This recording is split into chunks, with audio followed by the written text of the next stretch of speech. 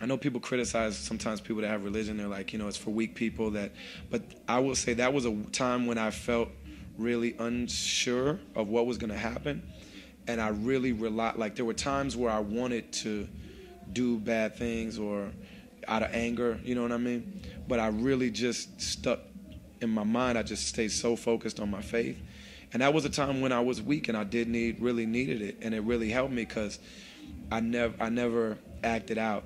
I never lashed out, and I would start all of my things that when I was in court and would need to say bad stuff about her, I would start out by saying, first and foremost, this is a human being.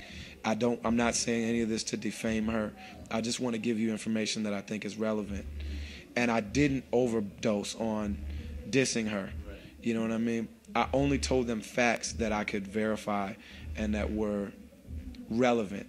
So I didn't launch into a bunch of stuff that was unnecessary. I just really showed up with facts and just really kept about what was better for my son. And the judge appreciated that. Her lawyer in the end told me that he appreciated that. Just there's something really powerful about the truth. And there's something really powerful about being focused on the right things. And I was told in my state, it's a very liberal state, it's very, they always tell men, like, the whole system's against men. It's there to fuck the man over, you know what I mean? And I was told that, but I didn't have money for a lawyer, so I was just like, I'm going to go in and just tell the truth. And, in my situation, I tend to be a really fortunate, I don't like the word luck, but I tend to be a really lucky person. Like, good things tend to just happen for me sometimes, you know what I mean? When I'm working towards doing the right things, something comes along and fills in the gaps, you know what I mean?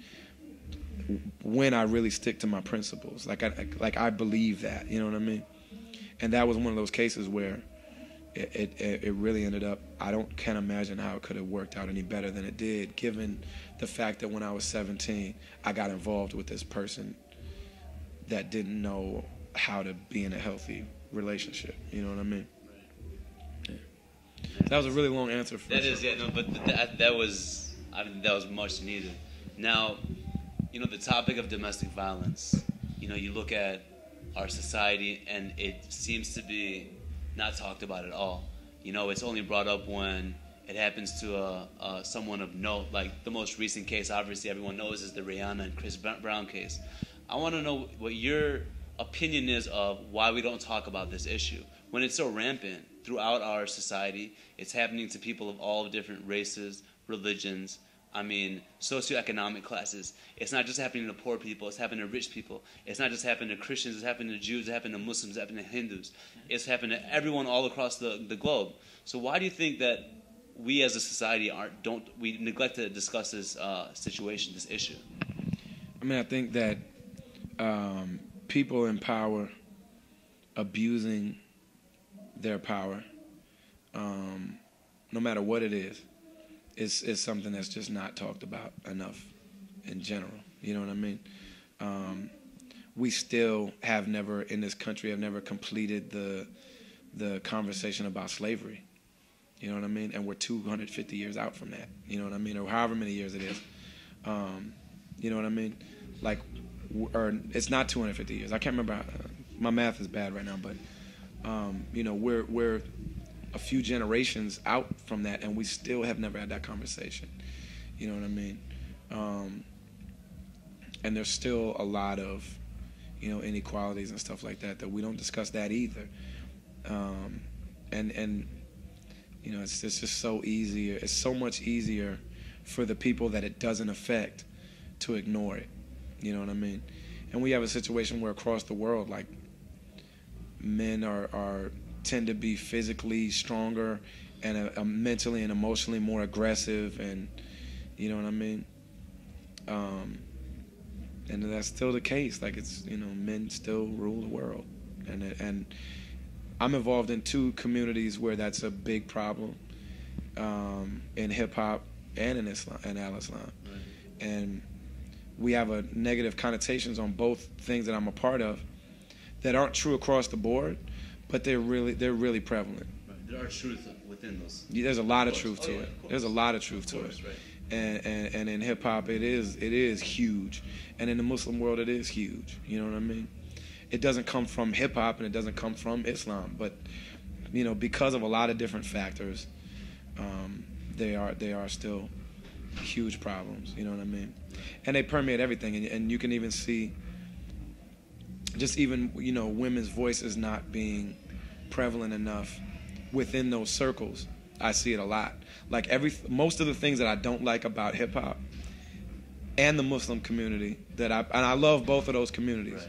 I'm part of them. I don't think I can ever leave either one of those circles, no matter how much I want to. Sometimes I can never detach myself from the Muslim world. I can never detach myself from the hip hop world. Try as I might, you know what I mean? Yeah. But the things that I dislike the most about both of those settings are very male problems, very male pathologies. You know what I mean? There are things that come from the insecurity of men. Men and women do different things when we feel insecure. Of course. And what men do when we feel insecure is we react with ego, we react with force, and we we get very closed-minded, we get very bullheaded, and we want to fight the world. You know what I mean? And those are the rampant problems in both of the circles that I love so much. You know what I mean? And it's a difficult thing, man. But I think